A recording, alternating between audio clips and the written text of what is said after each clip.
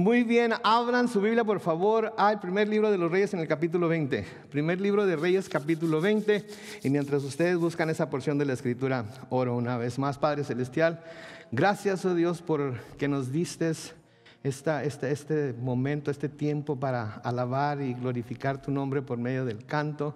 Gracias, Señor, por la adoración, que es otro vehículo que nos has dado para que podamos tener comunión contigo, Señor, y en realidad disfrutamos y anhelamos estar aquí cuando la adoración comienza, porque sabemos que tú vives en las alabanzas de tus hijos. Así es que, Señor, ayúdanos a darle la importancia que debemos darle, Padre Santo, y que podamos siempre estar aquí cuando la adoración de tu nombre comience, Señor, para que todos juntos podamos levantar nuestras voces, manos y corazones a ti.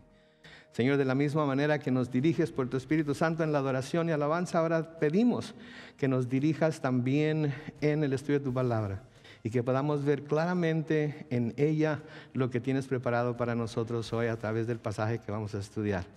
Bendice a tu pueblo, Señor, aquí en casa, a los que nos están viendo, a los que nos verán mañana por la transmisión en YouTube.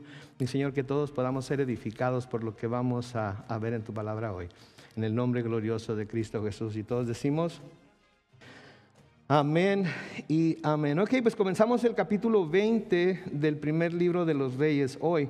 Y vamos a dejar a un lado a Elías y a Eliseo y todo lo que ellos estaban haciendo. Y vamos a concentrarnos por un rato en el rey Ahab. Ahora, yo no sé a ustedes, pero a mí me gusta, cuando veo una película, a mí me gusta que el malo de la película reciba su merecido. ¿A ustedes no? ¿Verdad? Como que cuando uno ve que el malo de la película recibe su merecido, como que nos trae un poco de gozo, ¿verdad? No nos gustan los malos, ¿verdad? No nos gustan los malos, queremos que les den su merecido. Bueno, pues ustedes ya saben, porque hemos estado estudiando algo acerca de Ahab, que Ahab se le podría considerar uno de los malos, ¿verdad? Se le podría considerar uno de los malos. De hecho, en esta película que estamos viendo aquí, se le podría considerar, por lo que conocemos, sabemos de él, uno de los malos, y más adelante vamos a ver ¿por qué? Pero aun cuando le podemos considerar uno de los malos, vamos a ver que Dios en él va a mostrar una inmensa cantidad, una inmensa cantidad de misericordia y gracia. A pesar de que Ahab no va a pedir ni siquiera a Dios su ayuda, de todas maneras Dios se la va a dar. Y cuando alguien nos regala algo, cuando alguien nos da algo, sin nosotros merecerlo, sin nosotros pedirlo, si nosotros buscarlo, nos regala eso, ¿por qué? Por gracia. Y una de las cosas que me asombra a mí es cuando alguien me dice que el Dios del Antiguo Testamento era un Dios enojado, era un Dios malo, era un Dios que nada más estaba esperando que su pueblo la regara para dejarles caer el martillo encima y castigarlos. Cuando yo veo en muchas de las historias de la Biblia y con muchos de los personajes al Señor mostrar una gracia inmensa, una gracia tremenda con la que vamos a ver hoy. Entonces ahí en el capítulo 20 del primer libro de los Reyes, comenzando en el versículo 1, leemos lo siguiente. Recuerden, como siempre les recuerdo, yo estoy leyendo de la Biblia Reina Valera contemporánea, así es que quizás difiera un poco en lo que la Reina Valera 60 o como se lee en la Reina Valera 60, pero es la misma idea, el mismo mensaje. Versículo 1 dice: un día el rey Ben-Hadad de Siria reunió a todo su ejército y convocó, y presten atención a esto, 32 reyes aliados con su caballería y sus carros de combate, y se dirigió a Samaria para atacarla y la sitió. Samaria era la capital, por así decirlo, del reino del norte, en donde estaban las 10 tribus que se habían separado de las tribus de Judá y de Benjamín, en donde estaba la sede de los reyes, precisamente del reino del norte. Este rey, Ben-Hadad, se llama en mi Biblia de Siria. Noten que reunió todo su ejército. Cuán grande sería ese ejército no sabemos. Podemos dar una estimación por lo que más adelante va a decir.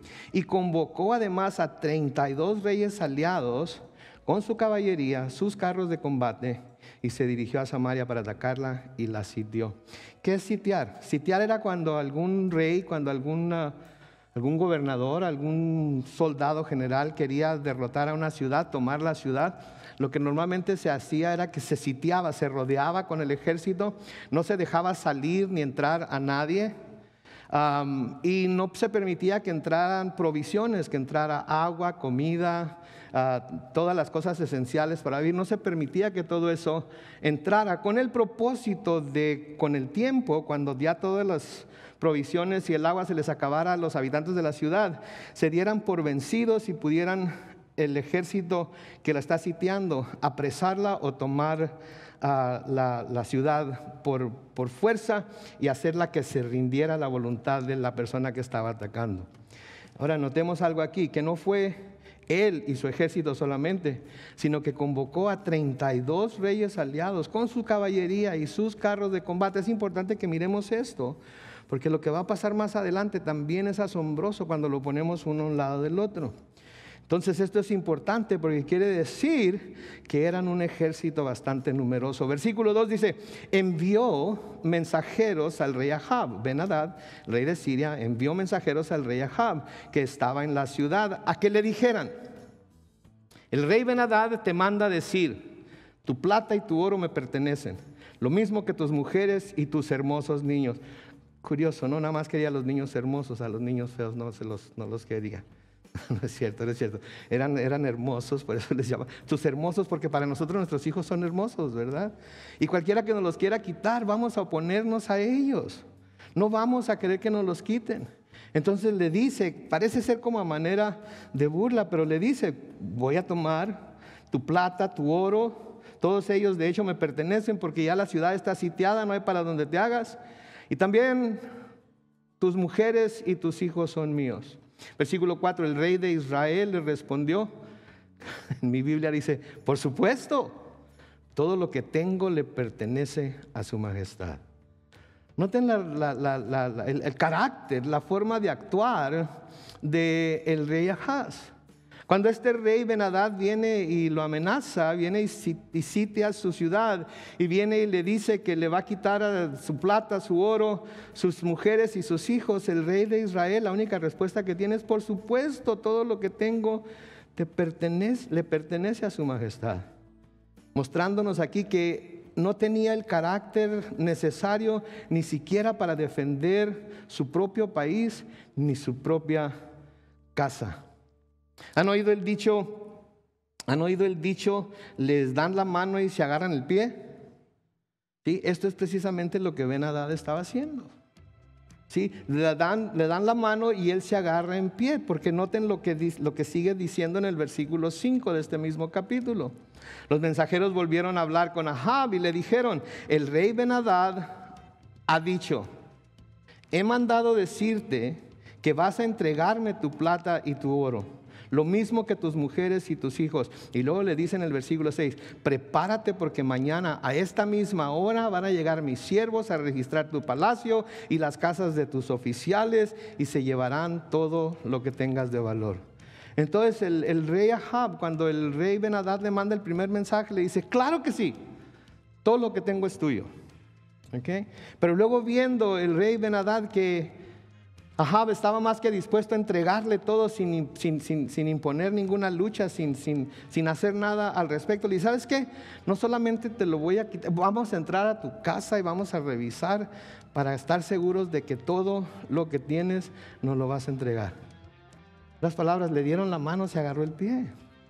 Pero esto es lo que sucede cuando a los dictadores, esto es lo que sucede cuando a este tipo de personas que están listos para tomar, aun cuando no se les dé, hacen nada por detenerlos.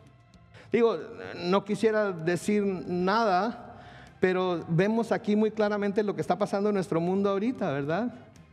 Una persona que tiene aspecto de tirano, que tiene aspecto de, ¿qué será? De emperador, de que todo es de él y nadie lo va a detener si lo quiere, ¿verdad? Invadió otro país y nadie está haciendo nada al respecto. Qué bueno que el presidente de ese país no es como era Ahab, ¿verdad?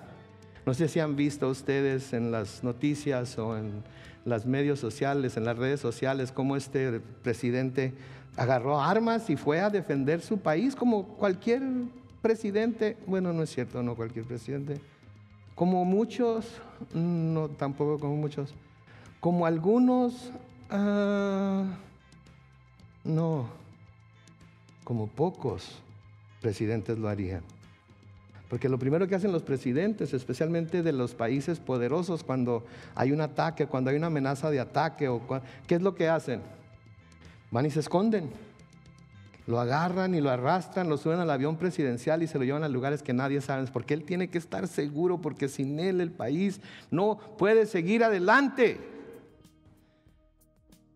Pero con algunos de los presidentes que hemos tenido, yo creo que con ellos o sin ellos el país seguiría adelante, y con algunos el país estaría mucho mejor si no estuvieran. Pero en fin, ese es otro sermón, tiene que ver algo con política, y no me quiero meter en política ahorita. Estamos hablando de lo que la palabra de Dios dice, pero lo vemos muy claramente. Estaba pensando yo cuando estaba viendo esto es lo que está pasando en el mundo hoy, ¿verdad? Y parece ser que el mundo está como, hey, toma lo que quieras. Toma lo que quieras, es tuyo. No hay nadie que te vaya a imponer a ti, no hay nadie que te vaya a estorbar. Entonces, como Ahab no se había negado a su primera petición, Ben-Hadad decide que va a entrar en las casas mismas de Ahab y de sus oficiales para asegurarse de llevarse todo lo que tiene. Otra cosa que estaba pensando cuando estaba preparando esto es que es curioso cómo así es como opera Satanás también, ¿no es cierto? Espera a que le dejemos una abertura bien pequeña en la puerta. A que le dejemos, nada más con que meta. En inglés hay una palabra que se llama toehold, que quiere decir que pones la punta del pie en la puerta, y con eso que no se pueda cerrar, con eso tiene para meterse y hacer de las suyas. Entonces es curioso cómo así es como opera Satanás también.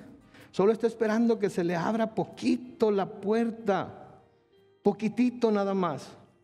Un pecadillo por aquí, un pecadillo por allá. Y cuando menos piensa la persona, ya Satanás está metido de cuerpo entero en la casa y hace con ella o con él lo que bien le dé la gana. Años de caminar con el Señor, en un momento al suelo. Las experiencias que se han tenido al caminar con el Señor, al buscar su rostro en la oración, en el estudio de la palabra, etcétera, etcétera, al suelo. Sí, eso es precisamente lo que hace Satanás.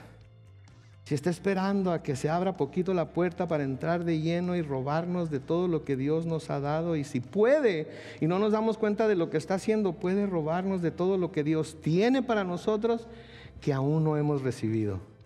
Porque Dios tiene bendiciones para nosotros a través de toda nuestra vida. Pero si Satanás logra atacarnos, si Satanás logra meterse en nuestra casa, logra meter sus ideas en nuestra cabeza por medio de las influencias del mundo, ¿sí? Hasta lo que íbamos a obtener de parte de Dios lo podemos perder por no haber tenido cuidado de cerrar bien la puerta. Pedro nos dice en Primera de Pedro, en el capítulo 5 y el versículo 8, lo siguiente: sean ¿qué? Prudentes. Manténganse como atentos, porque su enemigo es el diablo, y él anda como un león rugiente buscando a quien devorar. Noten ahí las dos palabras, prudentes y manténganse atentos. Sean prudentes, estén a las vivas, no crean cualquier cosa que se les dice, no adopten cualquier filosofía que se les presenta. No practiquen cualquier cosa que se esté practicando en el mundo solamente porque el resto del mundo lo está practicando.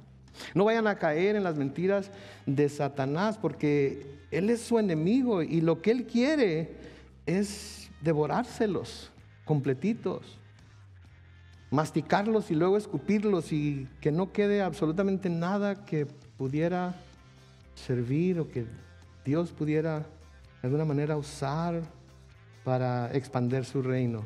Porque muchas de las personas que son masticadas y escupidas por Satanás a veces no se pueden recuperar de lo que Satanás les hizo, y nunca pueden volver a tener el mismo efecto que habían tenido antes de que Satanás los tomara. Entonces eso es lo que estaba haciendo Ben-Hadad con Samaria. Estaba buscando la manera de meterse y arrasar con todo. Dios les había advertido a los israelitas desde que los sacó de la tierra de Egipto que si obedecían sus palabras, Él los iba a bendecir y los iba a prosperar. Les había prometido, les dio una serie de cosas a las que debían obedecer y les dijo: si ustedes son obedientes y siguen mis palabras, entonces ustedes van a ser prosperados, van a tener todo lo que necesiten siempre y no van a tener necesidad de nada. Pero si no prestaban atención a las palabras que les había dicho, esto que les estaba pasando aquí serían las consecuencias de haber hecho a un lado la palabra de Dios. ¿Quieren darse cuenta de todo esto? Lo único que tienen que hacer es leer el capítulo 28 de Deuteronomio. Ya en el capítulo 28 de Deuteronomio van a hacer lo que acarrearía la obediencia a la palabra de Dios y lo que acarrearía la desobediencia a la palabra de Dios. Y es muy importante que lo veamos, porque Dios les advirtió acerca de esto. Pero Dios no les advirtió acerca de esto para aguadarles la fiesta o llenarlos de terror o temor hacia Él, sino porque Él sabía lo que pasaría y no quería que tuvieran que pasar por las consecuencias de hacer estas cosas. Sí, miren, Dios no sacó a los hijos de Israel de Egipto, en donde estaban esclavizados, para luego esclavizarlos otra vez a la ley o al terror o al temor a Dios con todas las cosas que supuestamente les dijo para mantenerlos bien controlados. Ese no era el propósito de Dios. Les advirtió acerca de las naciones con las que se iban a encontrar, porque esas naciones iban a buscar perjudicar a Israel. Iban a buscar perjudicar a Israel. Hemos leído la historia, hemos estudiado el Antiguo Testamento y vemos cómo algunas de las naciones con las que se encontraron habían escuchado acerca de lo que Dios hizo por ellos y con ellos cuando los sacó de Egipto. Y algunos temieron por lo que Dios había hecho y tenían temor de tener que enfrentarse a ese Dios. Pero otros no tuvieron ningún temor y siempre buscaron hacerle daño a la nación de Israel. Siempre buscaron hacer caer a los hijos de Israel. Siempre buscaron hacerlos caer. Y les tendían todo tipo de trampas, y la mayoría de las veces las trampas que le ponían eran la adoración a otros dioses. Era que rindieran su culto a otros dioses, que buscaran servir a otros dioses. ¿Y cómo usaban o qué usaban para atraer a los hijos de Israel a servir a sus dioses? Las mujeres de sus pueblos. ¿Se han dado cuenta de eso? Que les daban en donde les dolía, porque sabían que si lograban que las mujeres los atrajeran, ellas iban a poder llevarlos a adorar a otros dioses. Entonces las naciones contra las cuales el Señor les advirtió que no se juntaran, que no emparentaran, que no practicaran lo que ellos practicaban, estas naciones no estaban sentaditas portándose bien, y luego cuando Israel se portaba mal, Dios se las echaba encima como si fueran perros, ¿sí? Para tratar de corregirlos. No, esas naciones ya estaban haciendo lo que estaban haciendo, ya estaban pecando, ya estaban practicando idolatría, ya estaban siendo lo que por naturaleza eran, porque estaban bajo el dominio de Satanás. Estaban bajo el dominio de Satanás. Pero Dios les advirtió que no practicaran lo que esas naciones practicaban, para no tener que juzgarlos a ellos, como eventualmente iba a tener que juzgarlas a ellas. Esa era la cosa de Dios. Dios ya sabía que iba a llegar el día en el que él iba a tener que juzgar a esas naciones por sus prácticas inmorales, por su idolatría. Él ya sabía. Y lo que no quería era que sus hijos fueran engañados y convencidos de que lo que ellos estaban haciendo estaba bien, no había ningún problema con ello, Dios estaría bien con ello. Al final sus dioses eran más poderosos que el Dios de ellos, etcétera, etcétera. Y como consecuencia Él iba a tener que juzgar a su pueblo, como las iba a tener que juzgar a ellas también. Entonces el Señor les estaba advirtiendo: no hagas esto, no hagas aquello. No porque yo te voy a hacer algo, sino porque este va a ser el resultado si lo haces. Como padres, nosotros también advertimos a nuestros hijos acerca de cosas que no quisiéramos que hicieran, ¿no es cierto? Advertimos a nuestros hijos constantemente mientras están creciendo, y aún de adultos ya, los que tenemos hijos adultos, les estamos siempre advirtiéndoles y aconsejándoles para que no hagan cosas que no quisiéramos que hicieran, pero no porque les queremos aguardar la fiesta, no porque no queremos que disfruten su juventud, no porque no queremos que se diviertan, sino porque no queremos que sufran las consecuencias de hacer esas cosas. Algunos de nosotros hicimos esas cosas y tuvimos que sufrir consecuencias, y a veces consecuencias muy duras por haberlo hecho. Y eso es de lo que estamos tratando de evitarle a nuestros hijos. El pecado allá está afuera. Está haciendo lo que el pecado hace. Está esperando a que se descuide la gente y de repente les zarpe como tigre y los agarre y los esclavice y no los suelte. No hay nada que nosotros como padres tengamos que hacer. Ya está ahí. Pero sí les advertimos porque no queremos que sufran esas consecuencias. Noten lo que hace Ahab en el versículo 7. El rey de Israel convocó entonces a todos los ancianos del país y les dijo: ¿se dan cuenta de que este rey está buscando perjudicarme? Me pidió que le entregara mis tesoros de plata y de oro, hasta mis mujeres y mis hijos, y no se los negué. ¿Se dan cuenta? Va con los ancianos del país, va con los ancianos a decirles lo que está pasando. Ahora, él ya había tomado la decisión de no negarle nada al rey Ben-Hadad, amén. Es lo que nos dice el Escritura. Él ya había tomado la decisión, pero ahora va con los ancianos para decirles, quizás para pedirles consejo, quizás para preguntarles qué creen ustedes, qué debo hacer. Sí, creo que aunque fue sabio en ir a hablar con los ancianos de Israel y quizás buscar el consejo de ellos, yo creo que hubiera sido más conveniente haberlo hecho antes de haber tomado la decisión de rendirse a Ben-Hadad sin poner ninguna condición o resistencia, ¿no creen? Debería haberlo hecho antes. ¿Qué piensan ustedes? ¿Qué tienen que decirme? ¿Qué tienen que aconsejarme? ¿Creen que debería de simplemente entregarle todo? ¿O creen que debería de oponerme de alguna manera? ¿Tenemos la manera de pelear contra ellos? ¿Tenemos la manera de que lo que está diciendo que va a hacer no se lleve a cabo? Pero no lo hizo. En cuanto recibió la amenaza de Ben-Hadad, él decidió que iba a doblar las manos y le iba a dejar que se quedara con absolutamente todo. Y ahora va con los ancianos.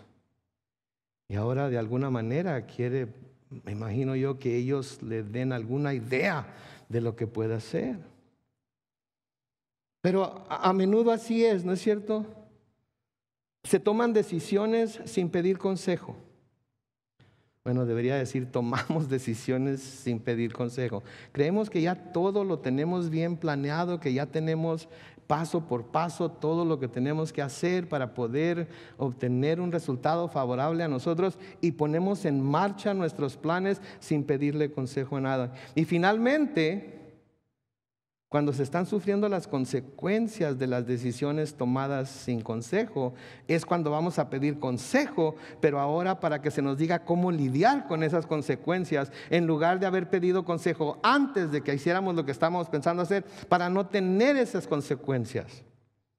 Pero así sucede, ¿no es cierto? Decidimos que vamos a hacer algo, lo ponemos en práctica, lo ponemos en marcha, se nos cae la casa, por así decirlo. Y entonces hay que ir a pedir consejo para ver qué es lo que debo hacer para lidiar con este problema, ¿verdad? Cuando el consejo pudo haber sido, pues simplemente, no lo hagas. Pero no fuimos a pedir consejo. Hicimos lo que habíamos decidido hacer, y ahora que tenemos que lidiar con el problema, entonces ahora sí vamos a buscar a alguien que nos dé consejo. Está al revés la cosa. Estamos poniendo la carreta antes del caballo, como se dice, ¿verdad? Y no debe ser así.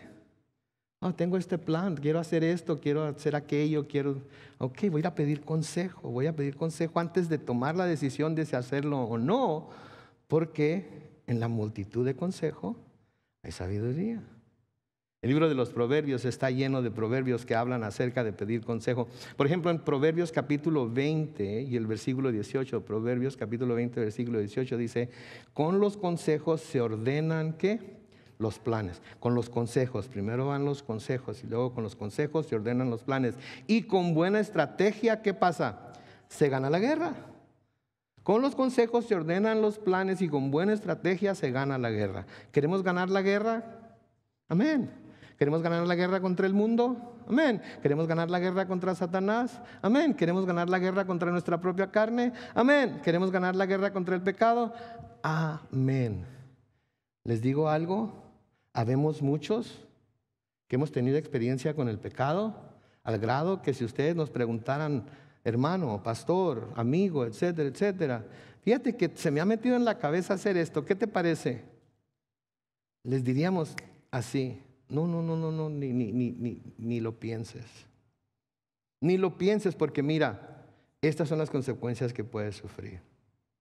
Pero hay otras personas que están enfrentadas con alguna situación y lo primero que piden es consejo. Y cuando se les da el consejo, lo aplican. Y cuando aplican ese consejo, entonces no tienen que lidiar con las consecuencias de no haber planeado bien y pedir consejo. En Proverbios capítulo 15 y el versículo 22, noten lo que dice: los planes fracasan por falta de ¿qué? De consejos, pero triunfan cuando hay muchos ¿qué? Consejeros.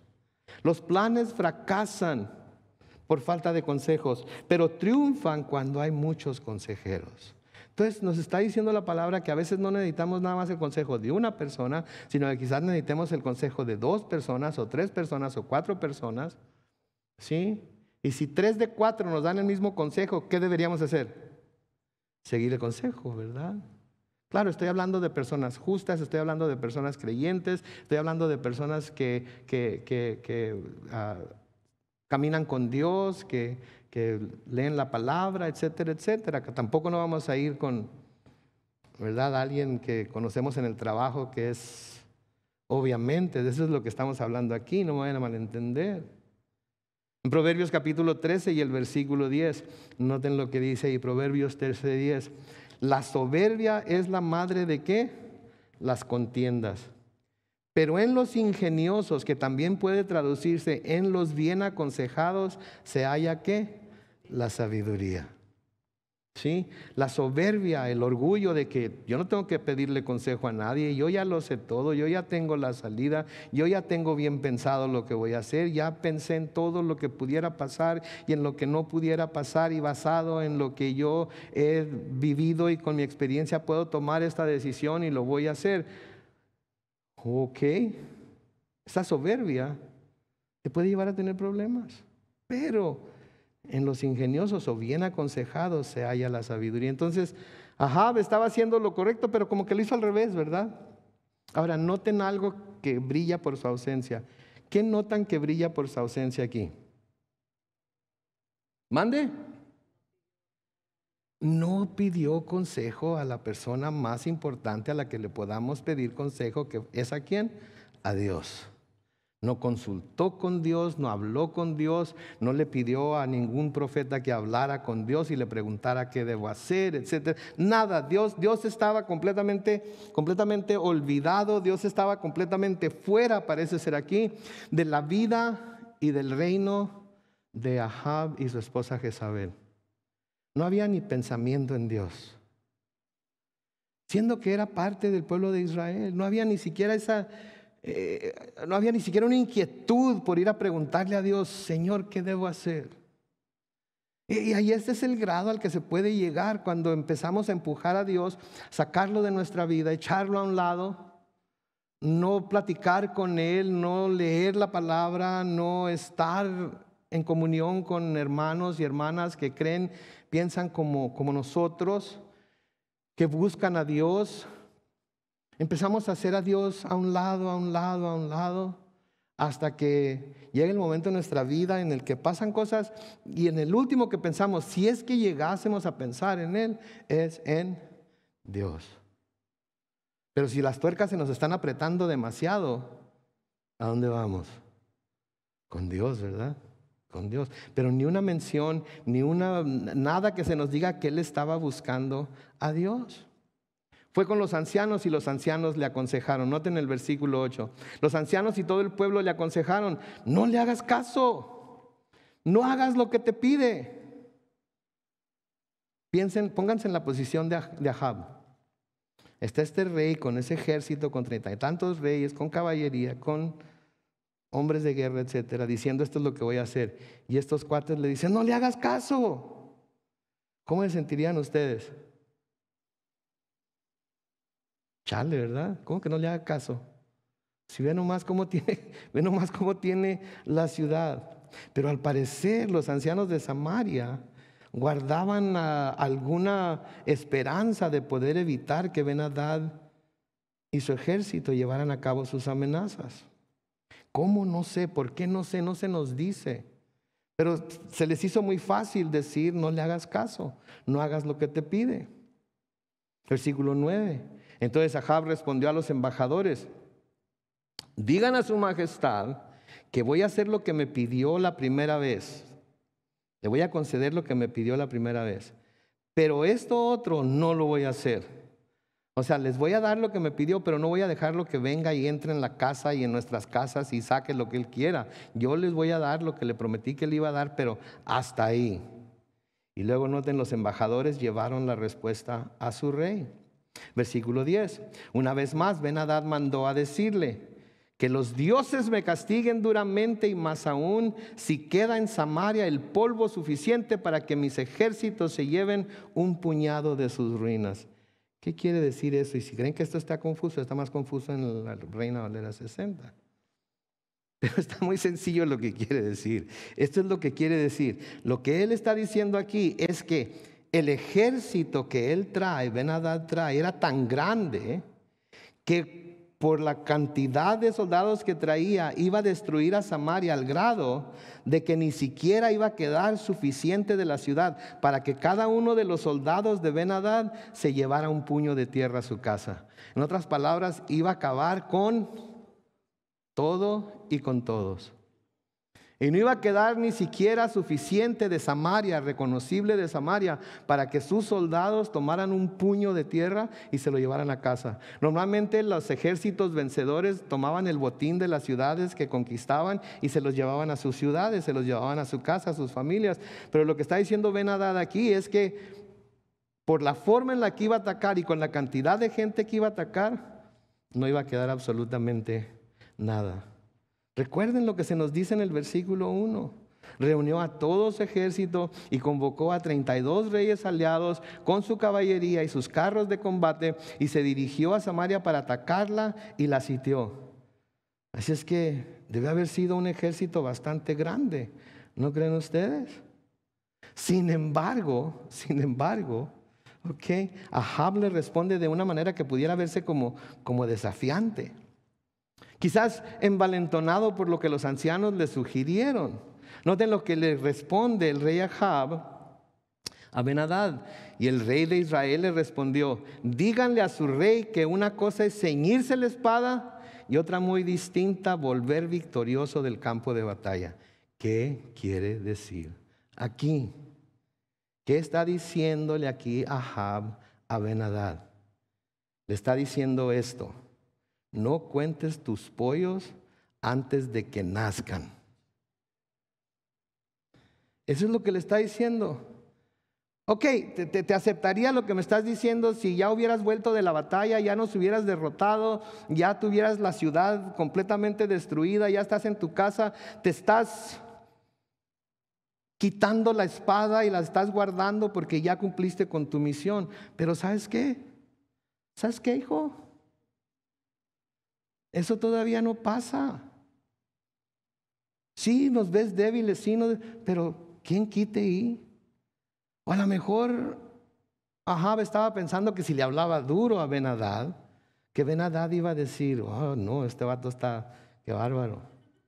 Ay, es otro Trump, mejor no me le pongo enfrente, ¿verdad? No tiene miedo de sacar la espada y no. Le está diciendo, no cuentes tus pollos antes de que nazcan. Sí, esto significa en términos generales, no actúes como si tuvieras algo antes de tenerlo. No actúes como que ya está todo hecho, como que ya está todo dado. Mis hermanos, amigos, amigas y hermanas que nos están viendo y que están aquí con nosotros, el hacer alarde de que algo se va a hacer no es el equivalente a hacerlo. ¿Me escucharon? El hacer alarde de que algo se va a hacer no es el equivalente a hacerlo. El prometer que algo se va a hacer no cuenta como si hubiera sido hecho. Los buenos propósitos de hacer no dan crédito como que los propósitos se cumplieron. Si decimos que vamos a hacer algo, ¿sí?, hay que hacerlo. Inclusive sin decir nada, ¿sí?, para que se pueda contar como hecho.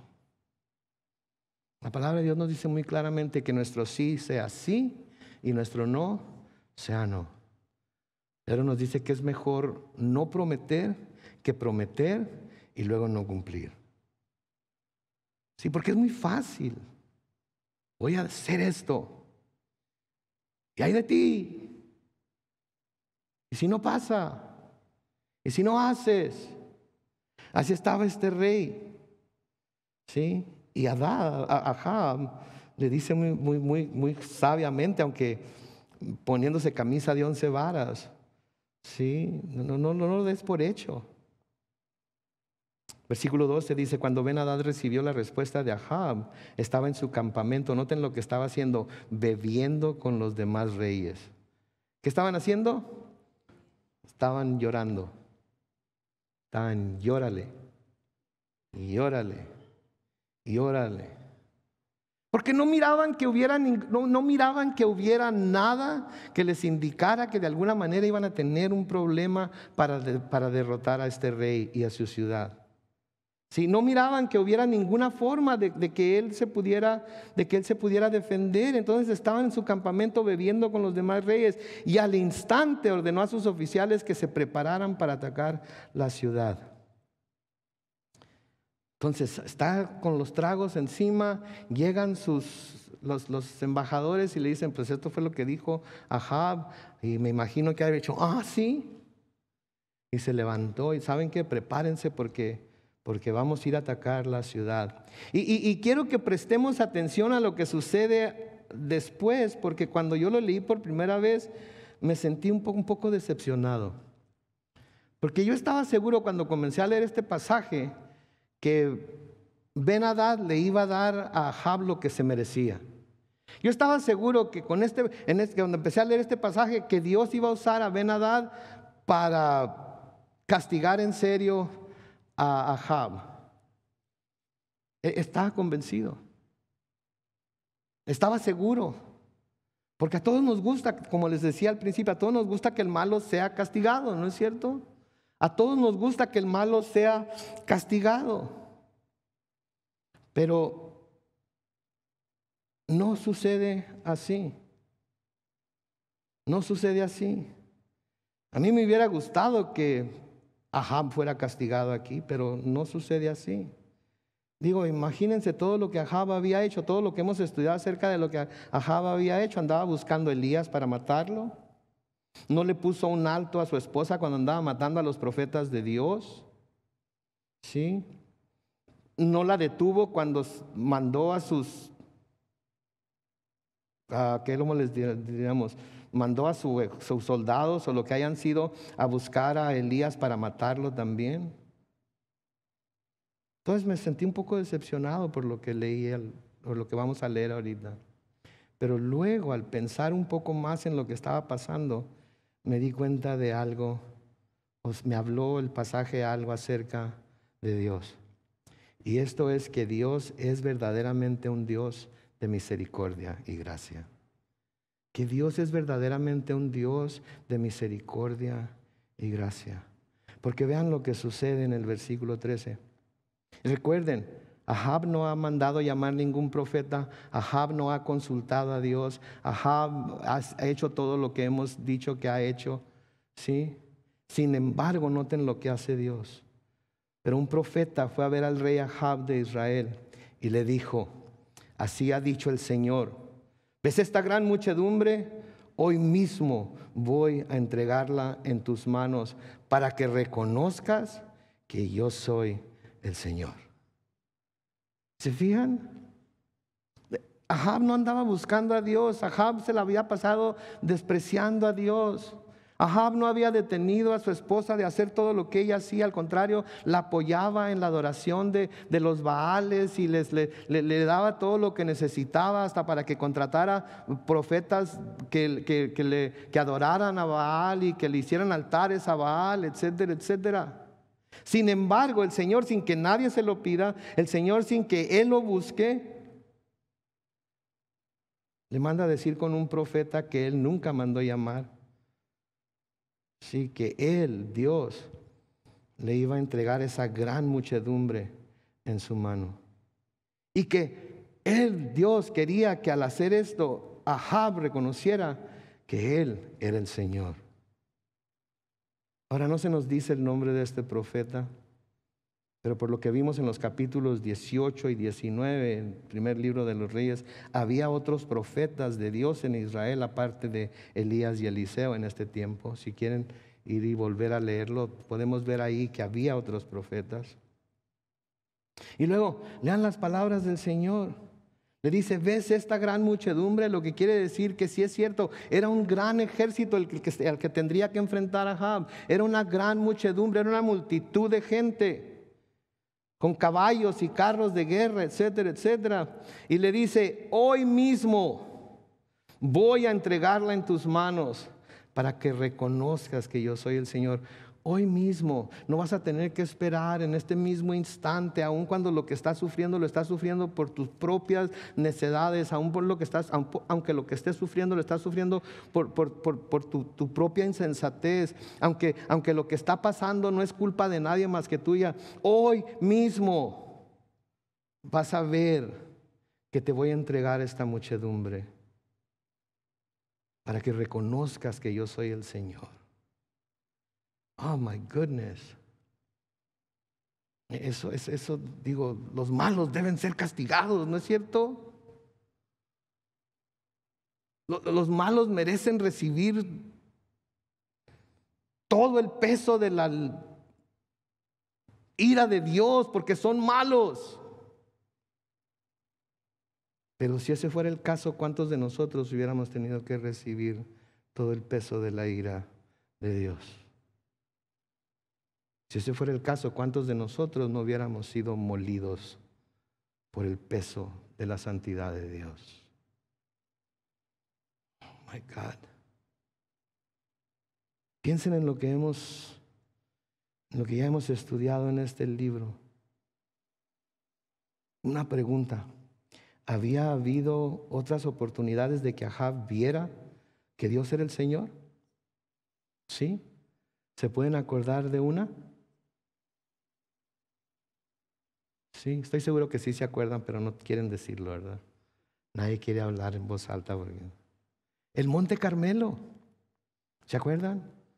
Cuando Elías retó a los profetas de Baal y levantaron 2 altares y pusieron cada uno un toro, y los profetas de Baal gritaron y se cortaron y se hicieron daño y le gritaban a Baal, y Elías les decía, grítenle más fuerte, a lo mejor está dormido.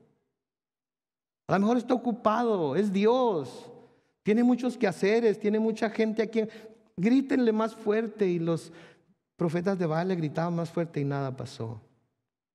Y luego le toca a Elías su turno, ¿sí? Y clama a Dios y le dice, Señor, para que vean que hay Dios en Israel. ¿Y qué sucedió? Cayó fuego del cielo y no solamente quemó el sacrificio y la leña, sino que lameó todo el agua que habían puesto encima del sacrificio para que pudieran ver que Dios era el único Dios verdadero, que el Dios de Israel era el Dios todopoderoso, que el Dios de Israel era el único Dios vivo, era el único que salía en defensa de su pueblo, era el único que escuchaba el clamor de su pueblo, aun cuando estaban sufriendo las consecuencias de su propio pecado, de su propia maldad, de su propia insensatez y desobediencia. Sin embargo, eso no parece haber tenido mucho efecto sobre Ahab, ¿verdad? Mis hermanos, hay tanta gente que ve los milagros de Dios, que ve lo que Dios ha hecho en nosotros, que ve el cambio que ha venido a nuestras vidas en la forma en la que pensamos, actuamos, hablamos, nos portamos, etcétera, y no los impresiona para nada, así como Ahab parece ser que no fue impresionado por lo que vio en el monte Carmelo. Pero eso no nos debe, como decía mi papá, agüitar.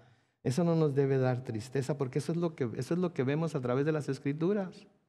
Acabamos de estudiar la parábola del sembrador. De 4 tierras, ¿cuántas recibieron? 1. Y eso es lo que sigue sucediendo. Entonces no parece ser que esto que Dios había hecho delante de Ahab hubiera tenido mucho efecto sobre Ahab. Pero Dios ahora iba a mostrar su poder e iba una vez más a darse a conocer a Ahab. Versículo 14 dice, y Ahab le preguntó, ¿y quién me ayudará a derrotarlos? Ok, Ahab, te dijo el profeta que Dios había dicho, voy a entregarlos en tus manos. Te dijo el profeta que Dios había dicho que yo soy el Señor. Yo lo voy a hacer para que reconozcas que yo soy. Y Ahab, ¿qué dice? ¿Y quién me va a ayudar a derrotarlos? Y el profeta le respondió, así ha dicho el Señor, te ayudarán los siervos de los jefes de las provincias. Pero Ahab volvió a preguntar, ¿y quién atacará primero? Y el profeta le dijo, tú atacarás primero. Ahora se le da una lista, por así decirlo, de personas que le van a ayudar en la batalla, pero noten quién les va a ayudar. Los siervos de los jefes de las provincias. Ahora, algo interesante es la palabra que se traduce siervos. En hebreo es la palabra na'ar, que quiere decir muchacho de edad de la infancia hasta la adolescencia. O sea que eran un montón de jovencitos, eran un montón de jóvenes que no estaban adiestrados para la guerra. También quiere decir cortesano, criada, criado, joven, muchacho, niño, pequeño, servidor, siervo, sirviente. Ninguna de esas descripciones dice soldado. Ninguna de esas descripciones dice alguien presto o listo para luchar en una guerra de esta clase. ¿Sí? Y tenemos que pensar en esto, que la fuerza nacional y militar de Israel fue grandemente debilitada, porque acababan de terminar ¿qué? 3 años y medio de sequía y de hambre. Y no había habido mucho tiempo para comenzar a restablecer sus medios de defensa. El hecho de que pudiera contar con esta gente era ya en sí un milagro, pero no se compara con el milagro que Dios iba a hacer con y a través de ellos. Porque no iban a ser ellos los que iban a pelear, iba a ser Él el que iba a pelear por ellos. Sí, cuando los hijos de Israel salieron de Egipto y iban hacia la tierra prometida y llegan al Mar Rojo y voltean hacia atrás y ven que Faraón los viene siguiendo y se empiezan a paniquear porque Faraón los iba a alcanzar, los iba a matar a todos ahí, no iban a poder hacer nada.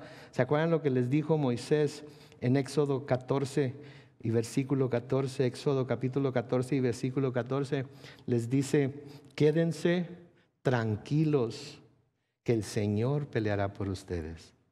Quédense tranquilos, que el Señor peleará por ustedes.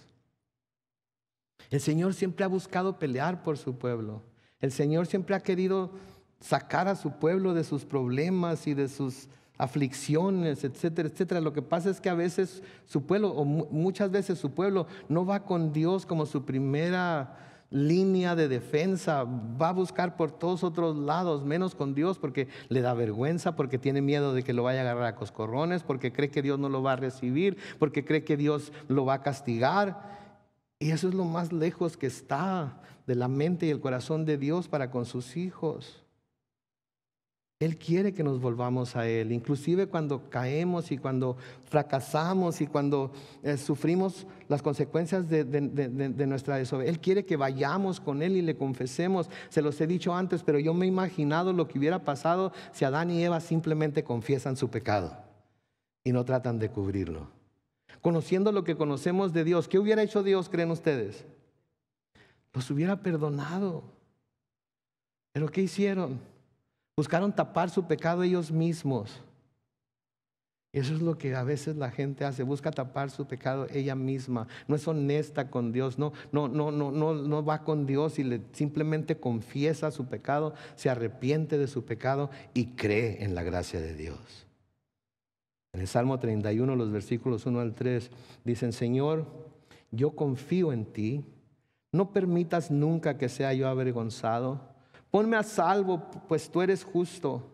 Inclínate a escucharme, ven pronto en mi ayuda. Sé tú mi roca fuerte, la fortaleza que me salve. Ciertamente tú eres mi roca y mi castillo. Guíame, encamíname. Noten, por causa de tu nombre, no porque yo lo merezca, no porque yo esté cumpliendo perfectamente con tu ley, no porque estoy siendo obediente, sino por causa de tu nombre. Porque tu nombre está en juego. Porque tú has dicho que tú pelearás por tu pueblo. Porque tú has dicho que tú serás su protección. Porque tú has dicho que tú serás su castillo fuerte. Porque tú has dicho que si se confiesan sus pecados, tú eres fiel y justo para perdonarles sus pecados y limpiarlos de toda maldad. Por causa de tu nombre, para que tu nombre sea creído en la tierra. Sí. Mis hermanos, a veces el Señor hace cosas buenas con nosotros y por nosotros, no porque lo merezcamos, porque sabemos que no lo merecemos. Lo hace porque es nuestro Dios y nosotros somos su pueblo. Sí. Ahab, para su crédito aquí, obedece al profeta y se prepara para la batalla. Noten versículos 15 y siguientes. Entonces Ahab pasó revista a los siervos de los jefes de las provincias y eran, noten, 232 guerreros contra una muchedumbre. Y luego pasó revista a todo el ejército israelita y contó 7,000 guerreros, 7,232 guerreros, 232 de los cuales, al parecer, por lo que vemos en las escrituras, eran unos muchachos nada más. Versículo 16: se pusieron en marcha al mediodía saliendo de Samaria, mientras Ben-Hadad y los 32 reyes que lo apoyaban, ¿qué estaban haciendo? Seguían emborrachándose en su campamento. Para él, de nuevo, era un hecho que Samaria quedaría completamente destrozada, pero Dios no contaba con que Dios estaba por alguna razón listo para defender a Ahab y su pueblo. Dios iba a usar la soberbia y la insolencia de Ben-Hadad para tratar de volver el corazón de Ahab y el pueblo a él. ¿Saben que esa es una característica de Dios? Que Dios usa los ataques de los cuales somos objeto. Dios usa las aflicciones, las persecuciones, las tribulaciones que hay en nuestra vida para o volvernos a Él o acercarnos más a Él. Si nos hemos apartado, los usa para volvernos a Él. Si no nos hemos apartado y estamos ahí con Él, nos acerca más, nos abraza, nos toma en sus brazos y nos hace sentir para que sepamos que Él está con nosotros. Y si Él es con nosotros, ¿quién contra nosotros? Versículo 17 dice: los primeros en salir de la ciudad fueron los siervos de los jefes de provincia. Pero Ben-Hadad había puesto espías que al ver salir los soldados de Samaria corrieron a decirle al rey. Entonces Ben-Hadad dijo: sea que vengan en son de paz o que vengan en son de guerra, captúrenlos vivos. Y la única razón para capturarlos vivos era ¿para qué? Que los quería esclavizar y hacerlos sus siervos por el resto de sus vidas. Sí, que su confianza no se volviera a Dios. Y de nuevo, así es el enemigo, ¿no es cierto? Así es nuestro enemigo, Satanás. Quiere capturarnos, quiere esclavizarnos, quiere que perdamos toda esperanza en que Dios nos va a escuchar, en que Dios nos va a salvar, en que Dios nos va a ayudar. Pero de nuevo les recuerdo, no es así. Aunque estemos en la situación en la que estemos por nuestra propia... no me voy a cansar de decírselos, porque sea lo que sea que hayamos hecho, podemos volvernos a Dios, porque Él no desprecia el corazón contrito y humillado que va a pedir perdón. Versículo 19, los siervos de los jefes salieron de la ciudad y tras ellos salió todo el ejército. Y trabaron combate unos contra otros, pero los israelitas hicieron huir a los sirios y los persiguieron. Entonces el rey Ben-Hadad de Siria montó en su caballo y escapó acompañado de algunos jinetes. Ande pues, no que iba a acabar con todo, no que no iba a dejar ni siquiera suficiente polvo para que todos sus soldados se llevaran un puño de tierra. Ahí es donde vemos que el hombre puede hacer todos los planes que quiera, pero Dios es el que decide lo que va a pasar. Dios es el que decide lo que va a pasar. Sí. Versículo 21 dice, el rey de Israel remató. Qué bárbaro, el cambio de una situación a otra, ¿no? El rey de Israel remató a la caballería, destruyó los carros de combate y causó grandes estragos entre el ejército sirio. Wow. La misericordia y la gracia de Dios, ¿no es cierto? ¿Cómo ha de amar Dios? ¿Cómo amó Dios a la humanidad que entregó a su Hijo unigénito para que todo aquel que en Él cree no se pierda, mas tenga vida eterna? ¿Y cómo ha de amarla todavía? Como para detener la segunda venida de Cristo a llevarse a su iglesia, dando la oportunidad a que la más cantidad de personas posibles se arrepientan y se vuelvan a Él. Y sin embargo, ven su bondad, ven su gracia, ven su misericordia. No, se burlan de nosotros, porque nosotros queremos seguir fielmente esperando a que el Señor cumpla su promesa de volver por nosotros, así como ha cumplido todas sus otras promesas que ha hecho. ¿Verdad? De nuevo, a mí me gusta que el malo reciba su merecido. Pero cuando me pongo a pensar que yo en un tiempo fui igual que Ben-Hadad, pienso, Señor, gracias. Gracias. Porque si tú nos dieras nuestro merecido a cada uno de nosotros, incluyendo a tus hijos, ay Dios, quién sabe cómo nos iría. Voy a pedirle al grupo de alabanza que pase al frente una vez más. Y mientras vamos a leer Efesios capítulo 2, los versículos 1 al 7, hablando de nosotros los creyentes en Cristo ahora. Pablo dice a ustedes, dirigiéndose a los efesios y a través de su carta a nosotros ahora, a ustedes se les dio vida, ¿cuándo? Cuando aún estaban muertos en sus delitos y pecados. Estábamos muertos en nuestros delitos y pecados cuando Él nos dio vida. Versículo 2, los cuales en otro tiempo practicaron, pues vivían de acuerdo a la corriente de este mundo y en conformidad con el príncipe del poder del aire, que es el espíritu que ahora opera en los hijos de desobediencia. Versículo 3, entre ellos todos nosotros también vivíamos en otro tiempo.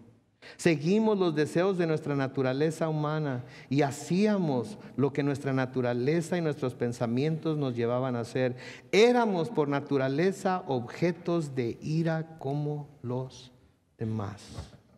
Versículo 4, pero Dios, cuya misericordia es abundante, por el gran amor con que nos amó, nos dio vida junto con Cristo, aun cuando estábamos muertos en nuestros pecados. La gracia de Dios los ha salvado. Y también junto con Él nos resucitó y asimismo nos sentó al lado de Cristo Jesús en los lugares celestiales, para mostrar en los tiempos venideros las abundantes riquezas de su gracia y su bondad para con nosotros en Cristo Jesús. O sea, para demostrar que todo el que venga a Él, por pecador que sea, aunque sea tan pecador como nosotros éramos de pecadores, todo el que venga a Él puede recibir esa gracia y bondad. Todo el que venga a Él. Porque todo el que invoque el nombre de Jesús, ¿qué será? Será salvo. Tenemos a un Dios misericordioso y lleno de gracia. Amén. Y lo tenemos para ir a Él cuantas veces lo necesitemos. Aun cuando sintamos que ahora sí ya hicimos, ya echamos la gota que finalmente derramó el vaso, y ahora sí ya, aunque sintamos ese Satanás queriendo mantenernos alejados del perdón de Dios. Dios nos ama, mis hermanos.